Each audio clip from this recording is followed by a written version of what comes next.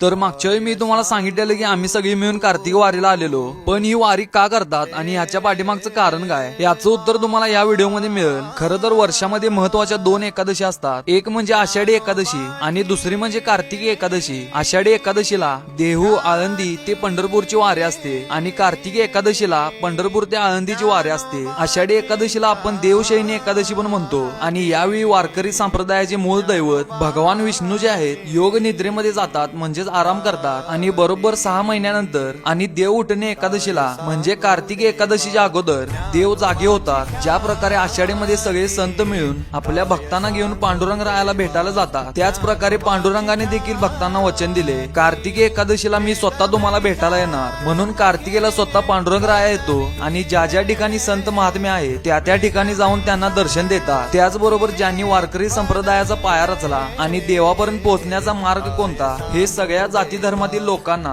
श्री ज्ञानेश्वरी मधून सांगितलं. ते म्हणजे संत ज्ञानेश्वर माऊली यांनी आपलं कार्य झाल्यानंतर आळंदीमध्ये संजीवन समाधी घेतली. समाधी घेत असताना स्वतः पांडुरंग रायांनी ज्ञानेश्वर महाराजांना वचन दिलेलं, मी स्वतः तुला या जागेवरती भेटायला येत जाईन. म्हणून आजही 750 वर्षानंतर देखील श्री ज्ञानेश्वर महाराजांच्या संजीवन समाधी सोहळ्याला पांडुरंग रायाची उपस्थिती असते. तर अशा प्रकारे आहे आपल्या कार्तिक वारीचं महत्व. बाकी तुम्हाला माहिती आवडली असेल तर फॉलो करा विसरू नका.